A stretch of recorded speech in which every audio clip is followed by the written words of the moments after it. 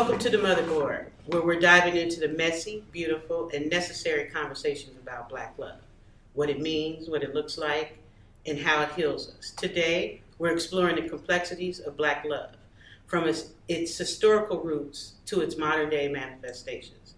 Joining me is Christopher Jefferies, and together, we'll delve into the ways that Black love has been distorted, reclaimed, and redefined. Welcome, Christopher. Welcome to Mutha Board. You're welcome. So Chris, we're going to just, like I said, dive right into it. Mm-hmm. So, what is Black love? What is Black love? That's a good question. I mean, it comes down to, in order to be able to understand it, you first have to really kind of define it, right? Yeah. So let's look at the word Black for starters, right? Yeah, that's a good place. Black is, I think, in this particular first half of that definition, really it comes down to, it being love among Black people, or love from Black people, and love with Black people, mm-hmm. right? And Black people are those who are defined as those of us who came across in the transatlantic slave thing. That's not to take Africans out of it or anybody else of color out of Black love, but realistically, Black love in the instance that we're talking about is Black love. People that, whether that's through romantic love, whether that's through agape love, right, and whether through that's just love of the earth and people and the environment and nature, right. That is that which comes from us and how we've learned to wield that sword. Love is love. Like I said, there's all different kinds of love. There's the love of God. There's the love of each other. There's the love of our children. There's the love of our family. There's the love of our community, and that is what Black love is. So you can't really pinhole it, turn it into one little thing. It's a very broad and wide and nuanced at the same time. Yeah, but right. Yeah. It's nuanced, but it's definitely something that's bigger than all of us. Okay, so we're saying that Black love is not just a feeling, but a revolutionary act of resistance, resilience, and reclaiming our humanity. Absolutely. Yeah, from the streets of Oakland to the villages of Africa, Black love is a complex tapestry woven from threads of culture, history, and identity. But what does it truly mean to be loved as a Black person or as a Black man? Mm-hmm. What it truly means to me is it really all stems from the mother that I had, I guess, for me. You know what I'm saying? I mean, it all stems from, the nurturing and wonderful taking care of that I got from my mother and my father, right? And it all comes down to the love that I shared between myself and my sisters, my cousins, my whole family. You know what I'm saying? This is, I can remember us, fighting in the backyard and my cousin and I, fighting in the backyard and hitting each other with rocks and maybe even biting each other. And then after that fight, our parents taking us and making us hug each other and say, "Give them a hug." Right. You know what I'm saying? Yeah. You know what I'm saying? So that's love as well. That's love as well. You know what I'm saying? But it is being able to fight each other and then still end up walking away with some love. It is being able to stop for a moment and take ourselves out of the equation. You know what I'm saying? And letting the other person give us the perspective that they're operating on, and maybe even learning something from it. But as a man, I have been very fortunate to be loved from a number of different perspectives. That's broad. It's pretty broad. It's very broad. Very broad. You know what I'm saying? You have to come to it from a broad perspective in order to be able to bring it all down and boil it down to the purity of it all. So it's not just a struggle. It's not just a struggle. No, love is not just a struggle. Well, for Black love, right now, it feels like it's a struggle to keep it. It's a struggle to maintain it. It's a struggle to stay with to stay with the value. It's a struggle to stay within the confines of it and utilize it as a rule to operate on with each other. Yeah, it is a struggle sometimes because you know what, some people they fall outside of the understanding of it. You know, some people don't know what black love is. Some people don't know what love is. So is black love different than any other love? I don't know. I haven't been able to see what everybody else's love is like. You know, all I know that I operate from is black love. Right? Okay. You know what I'm saying? And even if I come to somebody else that's got white love, right? Right? You accept it just the same. I accept it from my black love perspective, right? From your black love perspective. You know what I'm saying? Right. Okay. You know what I'm saying? And that's just how it is. Mm-hmm. So now, you know, there's a lot going on in the world today, right? Yeah. And you've got a lot of people that, you know, you have interracial dating or you have all these other things that are happening where, you know, I'm seeing content on social media where they feel as though there's an erasure of black love. Like it's disappearing. Like it's not a happening thing for us to have support for one another. Do you see that as well? Like an erasure, like it's going away, like it's a thing of the past, or it's on its way out the door. No, I think it's going to struggle.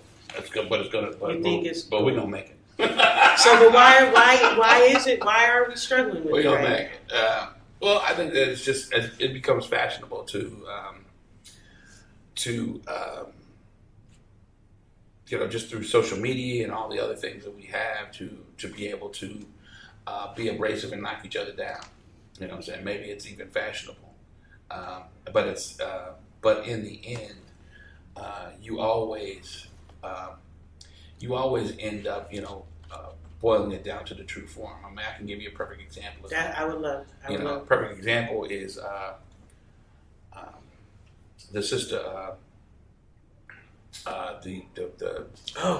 Candace Owens, right? Okay, you know what I'm saying? Oh, you Negroes, yada yada, and look at this Black Lives Matter. She would knock us at every single turn. This woman seems to find a reason not to enjoy, you know, the comforts of being a black woman, right? Or even the protection from her community of being a black woman, right? Yeah. And therefore, she has done everything that she could do, really, to sort of find a way into the good graces of the white community, right? And for a time, she was actually doing quite well. It made her quite famous to do so. And then one day she said something, I think, that maybe the Jews did. Offended. You know what I'm saying? It sort of offended the Jewish community. And then suddenly she found herself having to defend herself. And then suddenly she found herself without a job. I remember right? that. And then when she found herself without a job, then she was kind of like, well, you know, being black is kind of cool, right? All of a sudden, right? She changed her tune real fast and then immediately started coming back to come find the black community, which is really where her bread and butter was, you know? And all of a sudden, black love ain't so bad no more, right? So once again, it really comes down to one of those things to whereas, you know, you can try and run from it. You know what I'm saying? You can try and do everything you want to do, but eventually it's going to come back around full circle and the chickens are going to come home to roost. You're going to have to. You need the support. You need your support. You need your support. Yeah, you know. Of yourself, because that's that self-love piece, right? You know, I wonder what her mother and father must think, honestly. Really? Sometimes. You know what I'm saying? Because I'm sure they didn't raise her like that. In fact, I tend to remember that she, at some point, she actually, where she went to college, I can't remember where she went to college, but at some point when she went to college, she actually sued the college for racially doing something wrong to her. Okay. She pulled the race card, okay, if you will. Okay. But whenever you see her, she's like, why are you always pulling the race card, right? You know what I'm saying? But now that the race card been pulled on her, right, now all of a sudden, boom, boom, bam, now you're back to the community. Mm-hmm. Right. Now you're looking for solace. Now you're looking for protection. Now you're looking for, you know, people to sort of, oh, well, you know, Candace, we forgive you, right? Mm-hmm. And in some way, as sad as it is, we forgive. I mean, definitely, right? We do. We right? are because we got black love. Yeah, maybe that's what it is. We are. Our shit is ever changing. Our shit is ever growing. You know what I'm saying? And our shit is ever forgiving. Because we understand the plight. We understand the plight. Because it's what we've had to go through since the beginning. Yeah, I understand that. I understand that. So, because you brought up Candace Owens, and I know a lot of times she's on one side of the fence as opposed to the other, but she does have some quality information, her position. Very bright woman. Very bright woman. It's just not everything she's saying. Boy, and if she could utilize that for us. That's what I'm saying. She's made adjustments. Yeah. And I don't necessarily follow her. I see little snippets here and there. Mm-hmm. And you're saying she's made some adjustments. Mm-hmm. Has it felt as though she's given now at this point Black love? Is she just understanding more so? I think because she's moving towards it. She's moving towards it. Yeah, I mean, we ain't gonna forget. We're not. Right. We ain't just gonna throw you in. We forget. We're gonna just invite you to the cookout. Right. You know so that's not happening yet. That's not happening. Not happening yet, but you are on your way. Yes. Be quiet a little longer. Yes. You know what I'm saying? In part, she's being quiet a little longer because there's nobody that's hiring her right now. Right. You know what I'm saying? Well, she's on her own now. She's doing her thing. She's doing her thing. Yeah. She is. So as far as erasure, have you experienced that yourself in your life, where you felt that, that whole pushback, like you're not getting the love that you've received all these years from a woman like myself, or just someone on the streets, or what have you, another black male, or what have you, or from the white community, or any other community? Well, I've had that happen. There's been a time, there's been a time where I've where I felt like I was on the outside fringes, but you know what? I was never so far away from your own. From my own, right? There was always somebody that willed me back in. There was always somebody to open the door to me when it was cold. So that's keeping your feet on the ground, remembering who you are. Yes, absolutely. Accepting love from wherever it comes. Yes, absolutely. But knowing that this black love thing is a different place, and it's something that we're here to try and understand right now. If I think maybe if I ended up in Alaska or some shit, you know what I'm saying? right. You know what I'm saying? I understand. Maybe I might have to really kind of rethink this black love thing. It ain't no black folks. Well, no, and you're not really eliminating anybody else. Right. Where it's not talking about eliminating, but it is just saying. Right. I think it's just something that we need to talk about right now, just to get ourselves, all on the same page. Right, absolutely. But if I was to go to Alaska and there are no black folks there, I understand. Right, there would be black love there. Yeah. Why? Because I'm there. That's right. Right? You know what I'm saying? I love it. Because I'm there. Right? And if I'm there, right, people are going to learn the concept of black love because of what they learn from me. I'm gonna love it. You know what I'm saying? That's right. You know what I'm saying? Right. Just point blank. You're representing. Absolutely. We represent. Okay, Chris. So, would you say that this last piece that we just did, we explained the agape love? Mm-hmm. So let's look at intimate love, love between a male, female, mm-hmm. female, male, however you live it. Mm-hmm. What does that love look like? Excuse me. That love is ever changing, especially since you just mentioned that love. At least in terms of us looking at love between people in general, intimately, has always been, for the most part, between a man and a woman, right? And in recent years, it has sort of changed into a bunch of alphabets, right? You know what I'm saying? It's changed, love between this person, that person, that person. It's all inclusive. It's all inclusive. It's there all you go. inclusive. Yeah. There it is. It's Yeah. all inclusive. And that's fine. So intimate love, in and of itself, has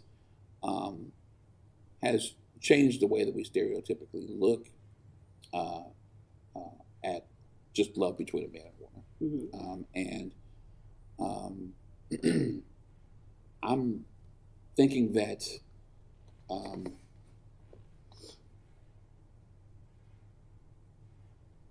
our community, in large part, has ADD in some ways, right? You know what I'm saying? It's hard to focus on just one thing, right? You know what I'm saying? Okay. Right? Okay, I mean, you know what I'm saying? If you, I mean, no, I mean, it is sometimes. I mean, sometimes, just through, progression of learning and living, right? One can, I think the younger you are, the better you have a chance of just, focusing in and locking in on one person throughout your entire lifetime. Okay. You know what I'm saying? There So used to be a that's time. marriage. Is that Right. marriage or is that okay? Well, that's just focusing in on one person. Okay. You know what I'm saying? Not- Whether that's marriage or not- not. You know what I'm okay. saying? I mean, Okay. you know, I've known people that have been together for 30 years and never got married, no right? You papers know what I'm at saying? all. But then I've known people who have been married and it only lasts a year, right? Yeah. Some long lasting, 20-year, 30-year thing is fleeting in terms of the way that we see it. You know what I'm saying? Today. Our attention spans are shorter. Our tolerance for bullshit That's it. has become shorter. Our ability to forgive, move on, and then maybe come back later and reconvene has changed. And so love can be forever between two people, and the relationship may change. Yeah, it doesn't change that you still have love for the person. Yeah, the style of the relationship may change, but the people may never separate. Mm-hmm. You know what I'm saying? I have friends, male friends, that I've never, no intimacy, right? You know what I'm saying? But I've had friends that I love as friends that I've had friends since we were young boys, right? And they're still amongst my favorite people in the entire world. And how we can walk out of a room, after maybe an event that we one of our weddings or one of our friends' funerals or whatever, right? And then step away, not talk to each other for 10 years. You know what I'm saying? But when we walk back in the room, we're on the same page that we were on the day that we left, right? And that is, through us, having that initial, that initial cohesion as friends, Mm-hmm. right? That keeps us cohesed, right? And in those types of relationships, you have how can I say it in comparison to those relationships with women, right? For instance, my child, I have a son who is now just turned 28 years old. Okay. His mother and I, right, were together for 10 years before that. Okay. For 10 years up until he was born, right? And then we were together for some time after that, but we eventually went our separate ways, Okay. right? And our son just turned 28 years old a couple of days ago. Happy Right. birthday. Happy birthday, Happy right? birthday. Mm-hmm. I called my son and we had a good conversation. Mm-hmm. And we talked about things and blah, blah, blah. And then I got on the phone to talk to my son's mom, about us celebrating this anniversary of this young individual that we put together, Okay. right? You know what I'm saying? And here we were having this good, warm, happy, wholesome conversation about the family that we made, Mm-hmm. right? Did we talk intimacy? No. You know what I'm saying? Was it necessary for us to talk about how much we loved each other and how much we loved each other then or how much we love each other now? Mm-hmm. Not necessary, right? But that love is still there, Mm-hmm. right? That love and that respect and that honor is still there, right? And so I guess that's what I'm really trying to say. Mm-hmm. You know what I'm saying? The way that we look at relationships, you know what I'm saying, is very different than maybe the way that people looked at relationships 10 years, or 120 years ago, or 40 years ago. Now, my mother was still alive to this day, and my father, who is still alive, would have a conversation. It may end in "fuck you," right? You know what I'm saying? You know what I'm saying? Right, I hear that. Or maybe they would have grown. I'd like to think, Yes. right? Saying that they would have grown and been like, "Oh, look at our 58-year-old daughter, our 57-year-old son. Now look at him; he's grown into a full grown man." That's right. Wow, I'm proud that we did that. So having right? that process, giving a chance to get to that place. Giving the chance. Giving the chance. So how different is what's the difference between that intimate love and that love for your son? Why does it become askew when it crosses over from, that friendship right. or that love for a family member, and then it goes into love for a woman or a man? Well, I think that in large part it's how we've been charted and how we've charted and defined and redefined love, right? I think that you look at marriage and you look at relationships back in the olden days. The olden days, right? When was that? The olden days, what, right? yeah, You know what I'm saying? Prior to the civil rights movement. Prior to the civil. You know what I'm saying? We've talked about this many Yes. times before, with regard to the civil rights movement and how much, our generation, is removed from that pre-segregation time, and how much that segregation civil rights movement, was so far removed to segregation times, right? So we have different phases of how Black people look at things, right? In our case, we were still looking at relationships. Our parents were still operating, right, in the form of relationships during segregational times, right? So if you look at how people formed families, those families were put together to last. Yes. Right? Yes. A man and a woman would come together, they would get married, and they were expecting to die together. Yes. Right? Yep. They were expecting to die together. Till death do us part. And we looked at that and we were like, goodness gracious. That's a long time. That's a long ass time, boy.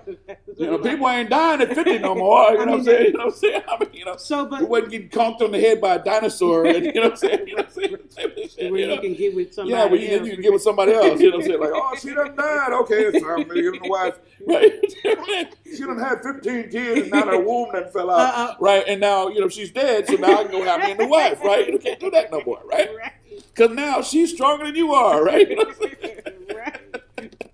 Right, she went out and did her aerobics and her damn yoga and everything, and she doing the, But all I'm saying is that relationships at that point were meant to be to last, right? And what ended up happening, right, is that all these different circumstances made those things change, right? For instance, I'll give you a perfect example. My grandmother was born 1911. Right. Your grandmother? My grandmother was born 1911. Wow. Right. And her husband, prior to her, I think was born somewhere around 1909 or something like that. He was maybe a couple years older than her. Mm-hmm. Maybe a little bit older, even. Okay. But they married in like 1930, maybe, somewhere around that time. So my grandma was maybe 19 or 20 years old when she married her husband. And they came here to California. Okay. And they had this, this great relationship and had some children. And then World War II started, right? So here's a change. Here's a shift. There's a major paradigm shift in our world, yes. Right? And this paradigm shift in our world came from the fact that grandmother, who would have stayed at home, right, and let her husband, who was a carpenter, go out and work, was now given and afforded the opportunity to go and work at the shipyards and build ships. Mm. So your grandmother was So she was a riveter. She was a riveter. Yes, yeah, she was a riveter.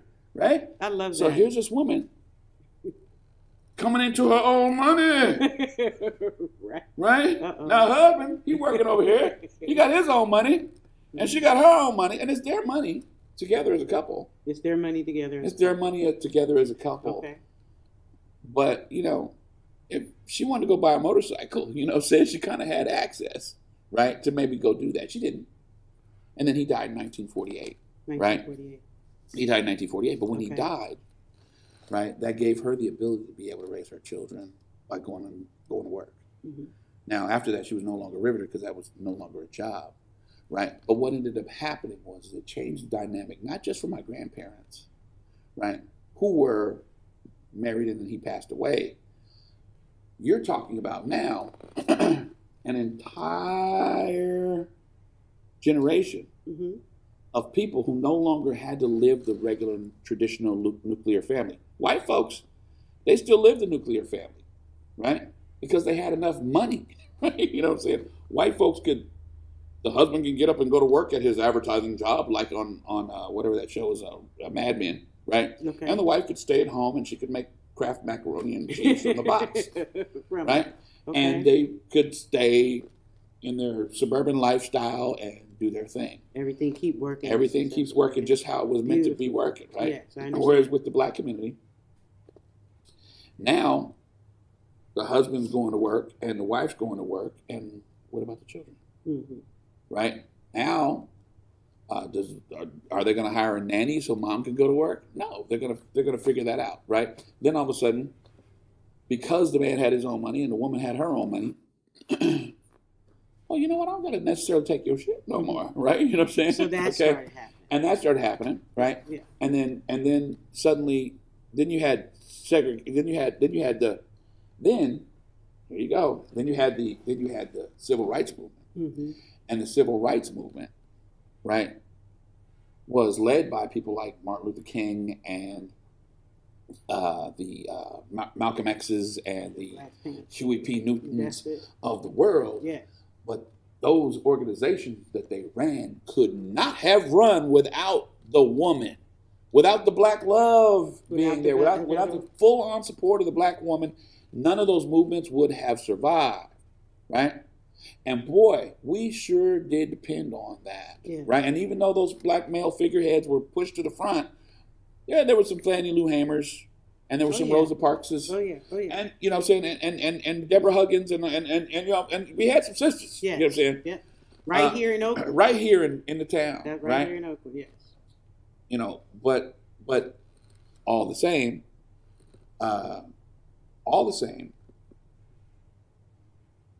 there became this new movement, and it's called the women's rights movement, right? Mm-hmm. And that women's rights movement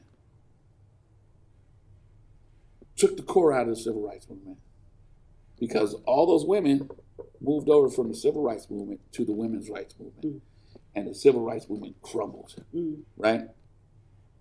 Why? Because women deserve to have equal. Yes. Women deserve to have equal standing and equal billing, but it sure was a good enough way to sort of dissolve our black love that we had, right? It was sure enough way to dissolve some of that stuff. So as that dissolved, right, then suddenly the civil rights movement, which was just sort of petering out, then received all this government support for the black woman, right? So all this government support for the black woman started to come, and they started giving black women housing. They started giving black women food. They started giving black women educational benefits. They started giving black women all these other things, and they didn't give none of that shit to the man. They didn't They didn't give none of it to the man. Okay. And when they did give the housing to the black woman, they said, you can have all this housing, but you can't have your black man. Right. Okay. You can have all this food, but the black man can't eat it. You get this education, but when you get this education, you can't have no black man living with you while you're getting it. And it crumbled us as a community. So then all of a sudden our relationships started getting shorter. So that's exactly where it started. Yes, it started there. absolutely. So would you consider that being a division between male and female? Is that where the division came for black couples? I think in large part, part of it did become there. Yes. So part of it did come there.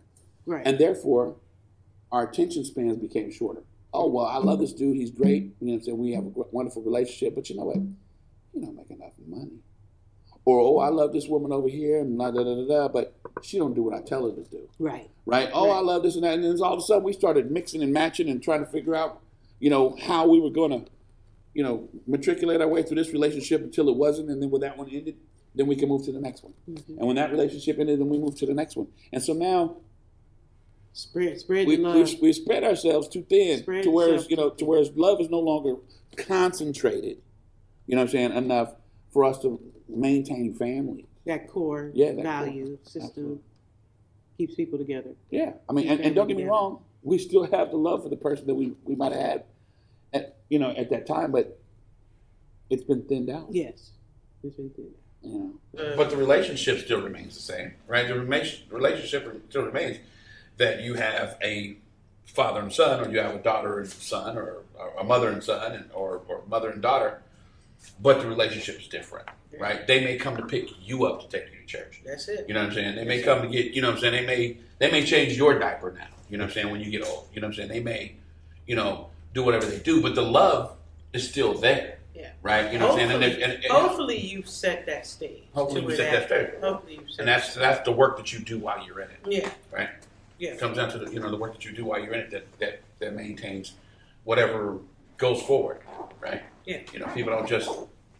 Well, so for me, as far as with like talking about children, early on I realized that my kids would grow and stand eye to eye with me. So it made me understand early on that they were people in little bodies, as opposed to do as I say, not as I do, type of thing, or just screaming at them and hollering at them. No, I was holding real dialogue with them and wanting feedback, which helped nurture the relationship. You know, not I get to just beat your ass all day long, and then by the time you're 25, I want the love per se. You know, I kept that in mind early on. Right. You know, my father just asked me to pick up a cake for my stepmom's birthday because they're going to be celebrating her 80th birthday, and he needed me to go pick up the cake because he's not driving now, right? You know what I'm saying? This nigga used to whoop my ass, right? You know what I'm saying? You know what I'm saying? You know what I'm saying? If I was still mad about that, you know what I'm saying? Right. You know what I'm saying? I mean, you know. How'd you get past that? Well, you know what? I think we got past it when he kind of acknowledged that I was a man. You know what I'm saying? And then he kind of was like, all right, you know, I'm gonna give you your props as a man, and stop treating you like a child. Was that after you came back from him? So you had to earn some stripes first. Well, I had to tell him I would whoop his ass. You know what I'm saying? You know what I'm saying? Is that what happened? Yeah. So, you know, I mean, you know, at a certain point, you know, I think he kind of realized that, you know, he was like, you know, you don't know what you're talking about. And I was like, nah, I kind of know what I'm talking about. And then I left.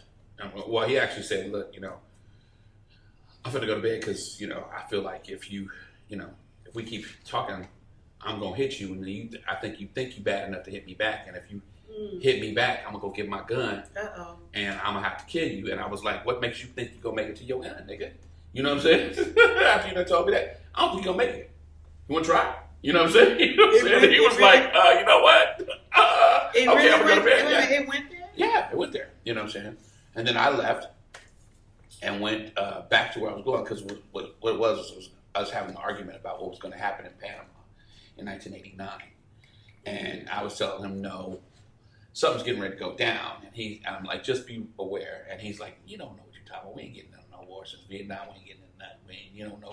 We ain't got the stomach for war and all this other stuff. And I'm like, Dad, okay, you know, well, how do you know? Well, I can't tell you because that's classified. You know what I'm saying? And he's like, oh, now it's classified, you know, type of shit. And I'm like, nigga, you don't know who I am no more. You know what I'm saying? And then I jumped up, left, you know what I'm saying? And a couple months later, I was jumping out of an airplane. You know what I'm saying? And he was watching the shit on the news. And then when I got wounded and they came to the front door with soldiers, could say, Mr. and Mrs. Jeffrey, your son has been wounded. You know what I'm saying? And they're going, you're kidding me. Oh, shit. We can put you on a plane to Walter Reed Army Medical Center in Washington, D.C. so that you can see your son is coming out of surgery in a couple of hours. You know, type of shit. They were like, oh, shit. So when I woke up, my dad was going, I'm sorry, man. I should have listened to you. If that's not reality, I don't know. You know, so Black Love is not just a euphemism for struggle and suffering. It's a declaration of our worth, our beauty, and our right to thrive in a world to erase us. So we talked about some erasers, some examples of that, right? Where would you go from there based off of what we were talking about a little earlier in reference to, you know, like the black man being out the home and, you know, all of that struggle that was going on, you know, at that time? Right. You know, like I said, a lot of this comes down with relationships between men and women, with relationships between parents and children, with relationships between friends. We have to understand that our lives, intersect with history, and our lives intersect with the moment that we live in. It's about the time and what must be done at the time. But what we have to understand throughout all of it is that all of our relationships are all ever-changing dynamics and cycles, right? And what we should know is that love never ends if we do the work to keep it, right? So as a result, I can give you a perfect example of the ever-changing cycle of how love is, right? A woman can have her child born, straight from the womb. They can't hold their head up. They can't feed themselves. They can't do anything for themselves. You have to feed them, bathe them, nurture them, teach them how to speak, teach them how to walk, and do all of these things. And over time, you teach them, how to behave. You teach them religion. You teach them who God is. You teach them what love is. You show them through example between you and their parent, the other parent, what love is, and if you don't do that, you do it with someone else, right? And the child watches this whole cycle. But the whole time that you are raising that child, right, there is a love between you and that child. And eventually that child grows up tall enough to look you dead in the eye, right, and to tell you what their values are, tell you what their ideas are, tell you that they agree with you about this part of love or that they don't, right? And eventually you grow older, right? And eventually your child is changing your diaper and feeding you and picking you up and taking you to church. Hopefully. Right? So how does that happen? Like say, how does that happen? We know that in our households growing up, oftentimes, like you say, you were getting your butt. Yeah. And you were getting in trouble. Yeah. Don't tell the family business. Whatever was going on inside your home. Right. So how do you get to the place where if those things took place in your home with your children, why would they then turn around and take care of you in the long run? Well, I think that there comes to a point of acknowledgement, right? There comes to a point of acknowledgement with the parent, and if it's possible, right? One can learn that they are looking at, let's say, maybe an equal as an adult, right? Or one can learn from the things that their child may tell them. Hey, this is what hurt me when I was a kid, and this is what bothered me. That's emotional when I was a kid, intelligence, right? Right. So that helps that reciprocity happen. Right. If that doesn't, and maybe if you didn't do the work, maybe your kid did. That's what I'm saying. So if the work hasn't been done at that point, so then or if the work hasn't been done, maybe this podcast could be an example to be a catalyst towards someone doing the work.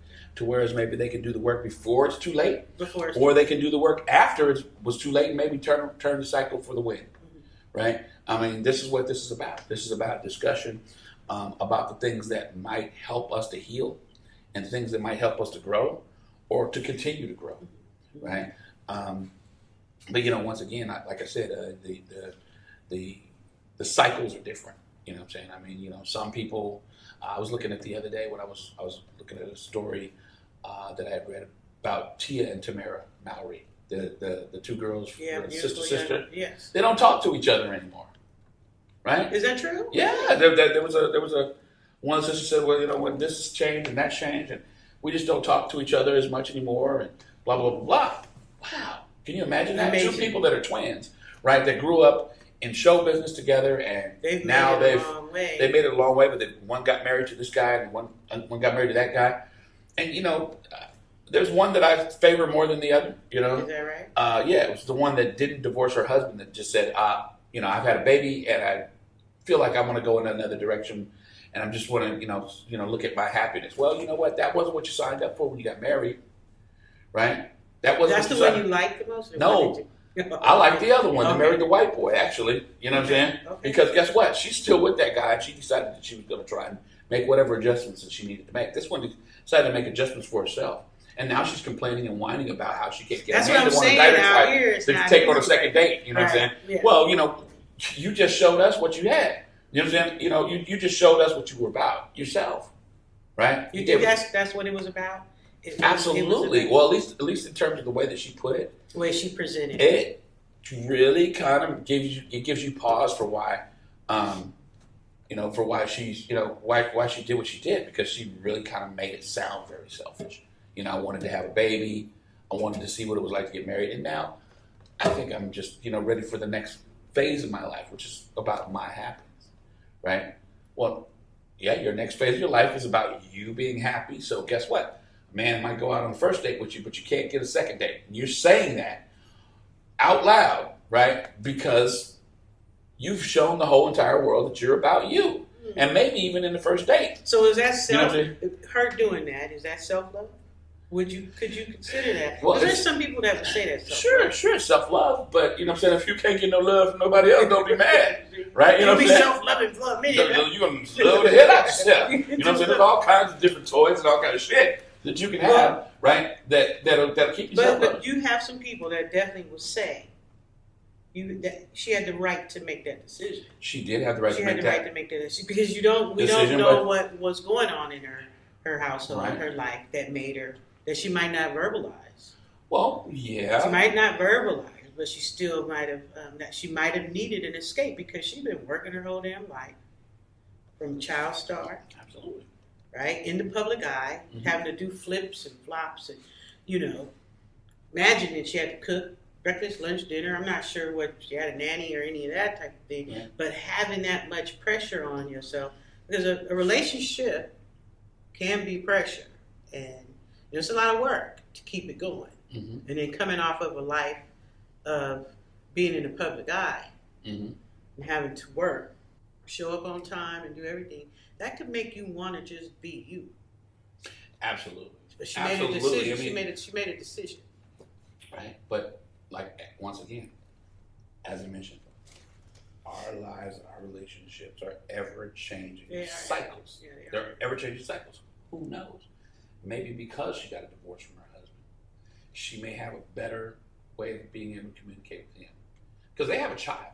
Yeah. Right? Yeah. It's not like you can just, but then people, when they break up nowadays. Come on, I got some nowadays. Come on, you break up nowadays. Yeah. The mother will do it out. The mother might not say your dad ain't shit, but when the dad calls, she won't go, oh, one second. Hey, your dad wants to talk to you. Right? She goes, your father's on the phone. Yeah. Right? You know what I'm saying? And that sets a tone. It sets a tone for the child to go, hello. Right. You know what I'm saying? Don't be happy talking to him. Don't be happy talking to him because I'm not. Right? Because I'm not. Right. Or, all kinds of other different things that they may do, such as, utilizing the courts and everything else to make the man miserable, you know what I'm saying? And maybe even push him away from his obligation to his love relationship with his own child, right? And then the child resents the fact, you know what I'm saying? And then all of a sudden, there's no way to fix that. Or it's very difficult to repair some things like that. And I've seen that in my own life. In your own life. Right? Yeah. But, once again, they're ever-changing cycles. And as long as the door is open to communication, then there's always an opportunity. That's definitely what it has to be. There's always got to be an opportunity. And you have to know how you show up. When you walk through the door, when you make your phone call, when you do whatever it is that you're doing, you have to understand yourself first and foremost. So again, that's that self-regulating that you need to make sure that you're sometimes there's people that you deal with and you don't want to fix it. And that is you don't want to fix it. Yeah. You know what I'm saying? Because of what you've been through, you don't want to fix it. Nowadays you don't want to give somebody the opportunity to hurt you again. No, yes. You know what I'm saying? Start closing your heart down to that pain or what have you. So how people talk about family can show up from friends, and people are denouncing their families and saying that you have friends that would be better family.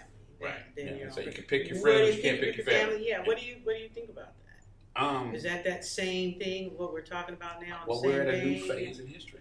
You know what I'm saying? Yeah. Where friends can become family. I think. Well, they're definitely that. But do you denounce your family for your friends? No, I don't. But you know what I'm saying? I don't know why somebody would. But there are reasons. I mean, I do know why somebody would. Okay, actually, so that's what I'm saying. I'm saying, but I've been fortunate enough to not have to do so. Not to do the same. Yeah. But like I said, we are in a new world by which, we have so many people who have had damaged family relationships, to whereas we've had to somewhat adopt ourselves into new families, right? And that has become sort of a regulated thing. Maybe not so much in the past, but maybe. You know what I'm saying? I mean, because my grandmother, the one born in 1911, the one I talked about earlier, my grandmother was raised by a woman, last name Bowler, and that woman was not her mother. That woman was my grandmother's mother's best friend, right? And she got pregnant and had some kind of a tumultuous relationship by which she could not stay, and she left and went to St. Louis for about 8 years, maybe running from someone, and she left.